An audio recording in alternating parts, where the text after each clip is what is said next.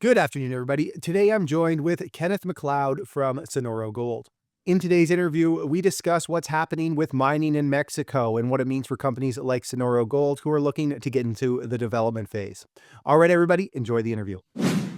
Ken, thanks for joining us today. Great to see you again, Steve. So I want to start off talking a little bit about what's happening with gold. You've been in this business for a number of years, and I'm sure that you at least pay some attention to what's happening from a high level. The gold run seems like it's kind of tapered off a little bit. We've seemed to have a new base above $2,600. Now, I'm curious, in your view, what's happening with the price of gold? What's going through your head when you are watching the gold market? Clearly, Bitcoin, as we're talking, it's hitting $100,000 per Bitcoin. While gold's kind of seemed to run out of steam. What's your read right now on the gold market? Well, I think the Bitcoin situation is a major distraction to the industry as a whole, to the financial markets as a whole. It's taken a lot of the steam away from the gold sector. There's no doubt about that. With Trump about to come in as president, that has had an impact, of course, and I believe that the U.S. dollar will strengthen as a result of Trump's policies when he implements those. That typically would have a detrimental impact on the price of gold because the U.S. dollar price and the price of gold were linked inextricably for many, many years. But we've seen a disconnect now. We've seen gold going up and the U.S. dollar going up as well. And so I think the key element for us right now is the central banks have been aggressively buying gold over the past couple of years. But the general public have not been as intensely involved in buying gold. So as it stands today, I look at the relationship between the current gold trajectory and the chart from 2000 to 2011. It never goes up in a straight line. It always has backsliding and consolidation, then it moves up again.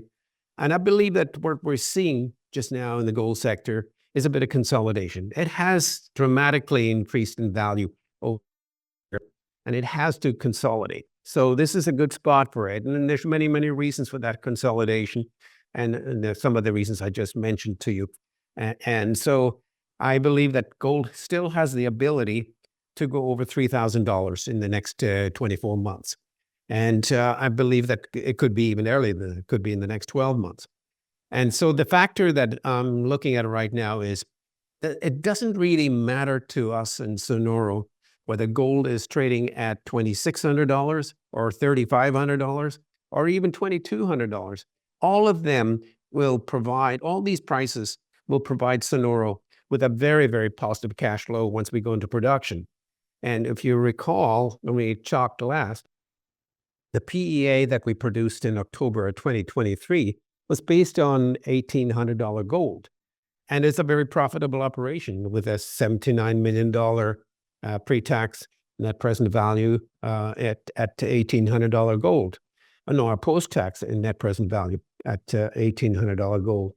At $2,000 gold, it goes up by about $45 million to $116 million net present value. So with gold at anything above that range, you're looking at essentially increased profits because the cost will remain the same. The cost for production and construction will remain the same, but the value of the cash flow will increase quite dramatically. And we worked out at $2,500 gold. We've had pundits out there. Some of the brokerage firms have been trying to assess what the value is, and it's quite dramatic what the impact will be on the future cash flow for the project. So I'm satisfied with the gold price as it stands today and the way it's fluctuating around the $2,600 plus or minus level. We can live with that. So you mentioned Sonoro Gold, and we've had you on before to chat about the company, but there's still going to be people who are watching this interview for the first time. Maybe if you can give the people who are watching this for the first time a bit of a summary on Sonoro Gold so that they kind of know what you guys are playing with. Yeah, Sonoro Gold has been trading on the TSX Venture Exchange since 2011. And the founders of the company, Jorge Diaz and Mel Herdrick, who are both based in Hermosillo, Mexico, were the founders of the company, were the folks that brought in the first projects into the company and are still with us and are very much part of the future development of the company. And in 2016, we were looking for new projects, and we spent a couple of years looking for new projects after selling our Chipriona property to Agnico Eagle. And with the sale of that, it gave us enough money to go out and acquire additional projects. And so we acquired a San Marcial project, which is 100% paid for and owned by Sonoro.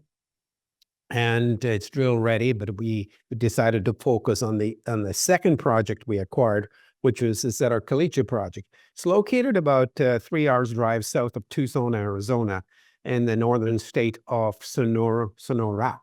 And it's about 3 hour drive from the capital, Hermosillo. And the project has been the subject of some drilling since 2008. And when we acquired the project in 2018, we took the original data. That was the data from the earlier drilling, and it enabled us then to work out a drilling plan that was so successful that we were able to demonstrate a large open pitable near surface oxide deposit that is capable of being heap leached. So that was a focus. We decided that we would focus on the near surface material of between the surface and about 70 meters down and develop the mine plan around that. So in 2023, we produced a PEA, which showed the PEA was underpinned by a resource estimation by SRK, and it showed 440,000 ounces within the pit shells. Excuse me. And it showed 440,000 ounces within the pit shells and a further almost 300,000 ounces surrounding the pit shells, drilled and mineralized, but waiting for additional infill drilling in order to be able to quantify it as part of the pit shell resource. So when you look at the mineralization right now, we're talking about close to 750,000 ounces of potential there. So going forward from there, the idea was that we would go into production once we had sufficient ounces to have a meaningful mine plan. And the mine plan is substantial enough that we will, on a basis of 11,000 tons per day throughput on the open pit basis. So the mine plan is such that based on an open pit plan for throughput of 11,000 tons per day, that will, over a 9-year life of mine, produce an average of 33,000 ounces a year. But that is assuming that we would not do any more drilling, we would not expand the resource. But keep in mind, Steve, that we have only drilled less than 30% of the known mineralized zones in the property.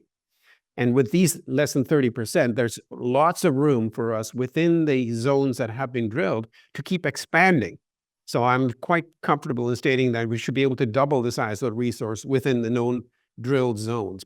But stepping out of the drill zones and into areas where we have identified mineralization at surface through outcroppings, there are 70% of these mineralized zones are waiting to be drilled. And we will certainly attend to the drilling of those once we get into production, because once you have cash flow, then we can allocate the funds that are required in order to keep on drilling the project. And the goal is that we've always maintained, and that as each drill program has identified to us, the potential for the project is 2 million ounces. And so if we continue with the drilling program based upon cash flow, we should be able to achieve, hopefully, the 2 million ounce mark within 2 to 3 years from the start of production. So my understanding is that you guys are looking at the potential of an open pit heap leachable project, and that obviously wasn't probably going to fly under President AMLA, but now we've got a new president in Mexico, Claudia Sheinbaum, who's come in. What's your read right now on Sheinbaum's leadership and what it means for mining in Mexico? Well, she's only been the president now for a couple of months, October and November. Now we're into early December. So October the 1st, the first item on the agenda for her from a mining perspective was she issued a brand new pledge 100-point pledge to the Mexican people. That had she'd inherited that 100-point pledge from the AMLO regime. And point number 87 was a proposed ban on open pit mining. So when she released a brand new pledge on October the 1st, it did not include the proposed ban on open pit mining. So effectively, that proposed ban is dead. It's no longer an issue for us. And to put it in concrete terms, she has been taking steps to ensure that we as miners are satisfied that we do have a future in Mexico. And she's convened a committee comprised of senior people from the government, and they cabinet members as well, and the representatives of the mining industry in Mexico. And they're meeting to solve any issues that remain outstanding right now between the government's perception of how the miners are going to go forward, and we are getting our concerns resolved as well with the government. So taking that into account, that's a very positive move, because there was no dialogue with the government and between the government and the miners during the AMLO reign of, shall I call it, the deep freeze. Then another thing is, 2 weeks ago, she convened a meeting with the U.S.-Mexico Forum, and there were over 200 foreign CEOs that were present at the meeting in the palace in Mexico City, where she reiterated that your investments are safe in Mexico. And that's been repeated over and over again, not just in that particular meeting, but in many other meetings and appearances as well. So we're quite satisfied that she means what she says, and that's a sea change of attitude from the previous administration. And since then, of course, we're starting to see that projects are being reviewed by SEMARNAT, the environmental agency. And so we're slowly coming out of a period of time where it didn't matter if you submitted your application for an environmental permit review, they wouldn't look at it. Now it's happening. So that's a very, very good sign. So we're anticipating that there will be, over the coming months, that there will be approvals being granted. And there are many, many projects that have been held up, some of them for years. We've been held up for 2 years. We went through the environmental review in 2022 and fully expected to have the approval by the end of 2022. Of course, it never happened. And we never got an explanation as to why it was delayed, but now we know why. It was all political. So we're at the point right now where we believe that within the next few months, we'll get our environmental impact statement approved, and we can start to go towards production. Are you aware if there have been any mining permits approved since Sheinbaum took over? Not yet. No. Okay. Obviously, it's going to take time, and I don't know if there's going to. I hear rumors that some will be approved before Christmas, but I haven't seen any concrete evidence of that at all. But I would say Q1 of next year will be an important quarter for the mining industry in Mexico. Mm-hmm. If you guys received your permits tomorrow, how long would it take until you guys? Let's also just assume that you guys were able to go and raise capital on the back of that. How long would it take until you were able to pour your first doré bar? We are anticipating a maximum of 12 months from the date of granting of approval until we pour the first doré bar. And the reason that we're suggesting 12 months is that's going at a walking pace. We can certainly point to some of the earlier projects that our colleagues, Jorge Diaz, have put together and built over the years, La Colorada, El Castillo. He operated in Mulatos, and he's got a wealth of experience and he's got his own private gold mine as well. And he has a wealth of experience in taking projects through from approval all the way through to construction and operation. So 12 months is a reasonable period of time. It has been done in substantially less time. For example, La Colorado was 5 months from the date until they poured the first doré bar. So I'm quite comfortable in stating 12 months here, Steve. Okay.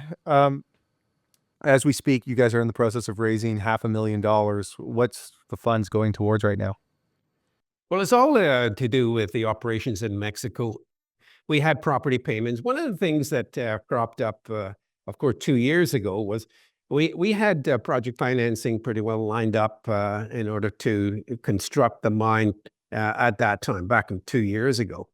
And when the approval was not granted to build the mine at that time, the project financing dissolved. So we're sitting there right now, and we still have property payments. The idea was that we would pay the final property payments that were due in 2023, 2024. We would pay them out of the construction finance.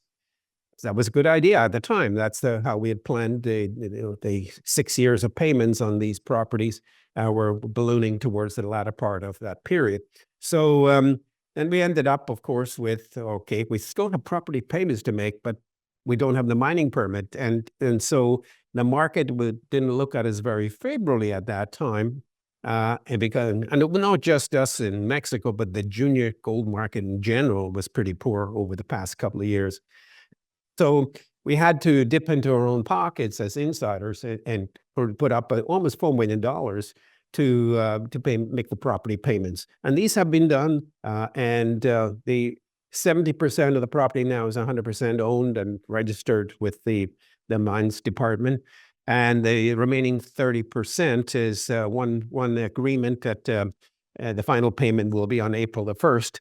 And we fully expect that will be paid for on April the 1st as well. So that takes care of the property payments, but it also and the fact that we as insiders have advanced a significant amount of loans to the company without any specific terms of repayment. So it shows the enthusiasm and the commitment we have as insiders to the company and to the project, because with the fact that there's no terms of repayment at this point in time suggests that we will be aiming to get repaid out of cash flow or construction finance, as the case may be. And so there's no rush for the company to be able to repay those loans. So it's a vote of confidence that we have as insiders, and hopefully the shareholders will take that to heart and recognize the immense value we've added by providing these loans to the company. So Ken, if I'm a retail investor and I'm looking at Sonoro Gold and I'm trying to wrap my head around, okay, how do I make money off this stock? Because that's why anybody buys a stock. I'm probably just trying to think of, okay, well, what's the catalyst that gets the stock moving and gets it out of the mud? In your view, what is that? Is that going to be a big drill hole? Is that going to be getting those permits approved? What's my opportunity here as a retail investor if I buy the stock open market? That's an ideal question. So if we cast your mind back to our earlier conversation, we were sitting at around 4 or 5 cents back at the end of September. And then October the 1st, Sheinbaum becomes president of Mexico. And it's almost a cliche in a way with when the tide rises, all ships rise with the tide. Well, she was a catalyst for several of our peers in Mexico and us to see an increase in our share price, because all of a sudden we've gone from a negative situation to what is showing up to be a very, very positive situation, having President Sheinbaum in charge and changing the policies towards the miners. So we've more than doubled in price, and that was the first catalyst that we see with a benefit from what's happening in Mexico. The next one, in my opinion, will be the receipt of the environmental impact statement approval, or the MIA, as it's called in Spanish, and that is really the most dramatic catalyst I can come up with at this point in time, because we've had so many investors look at us and say, "We love your project. We love your team. I think you're going to do a great job. Come back to us once you have the permit approval." And so that would be catalyst number 2. Then catalyst number 3 would be we start construction. And at the same time, my intention is to restart the drilling program, because we have high-grade targets within the property that are crying out to be drilled and expanded upon. And we're not talking about risk capital here or risk drilling. We're talking about very favorable regions in the concession that will add value with each drill hole, because if you cast your mind back to the earlier drilling we have done, and there's a grand total of 498 drill holes, of which we drilled close to 400 of those. And we've never had a dud hole. We've always had mineralization. It varied from low grade to high grade, grades as high as 49 grams. And so we feel very strongly that having a drilling program in conjunction with the construction will enable us to have continuing news flow as we're building the mine. And we don't have long to wait until the mine is built, because like I said, 12 months to pour the first doré bar, it's not a long period of time in our mining industry. Okay, so Ken, if I'm an investor right now watching this, or I've got you guys on my watch list, what does the next 12 months look like? What am I thinking about when I'm trying to evaluate management in terms of company goals, potential catalysts, that sort of stuff? I think the most important element would be that we make the transition from an exploration company to a development company and a production company. And we will be judged not on our ability to get a message across about what's happening in the future, but we'll be judged by the valuation will be based upon the cash flow, the future cash flow of the company. And then once we're in cash flow, that we were able to expand upon that. And I truly believe that the cash flow that is shown in the PEA as it stands today, up to $2,000 an ounce, is extremely positive. Obviously, at $2,500, $2,600, $2,700 gold, that cash flow is going to dramatically increase. Now, once we have a PEA out, or an updated PEA, which shows the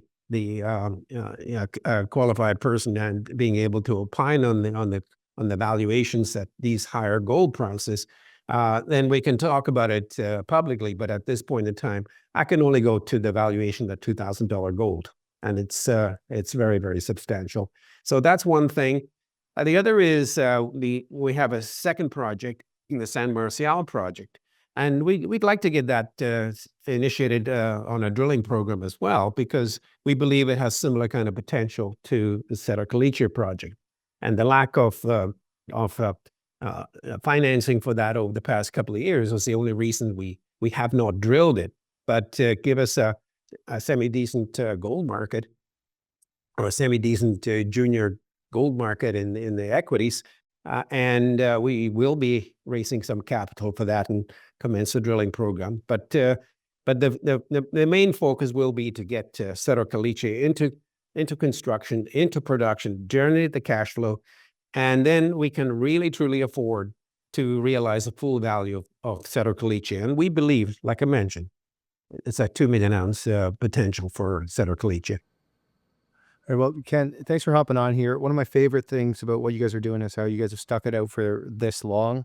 I fully believe that the people who have companies that have stuck it out this long are more than deserving to see that share price appreciation. And I believe it's just right around the corner. In my opinion, the market's just trying to understand what's happening here with Trump coming into being president and trying to wrap their head around it. And I think that once we get through that, it's going to be a really exciting time for gold juniors. And you're certainly one of those names that we're rooting for. Thank you, Steve. Real pleasure talking to you. All right, everybody. Thank you for watching. If you enjoyed this interview, please smash that like button, subscribe, and ring that notification bell. Guys, also let me know what you think in the comment section. Thanks, everyone.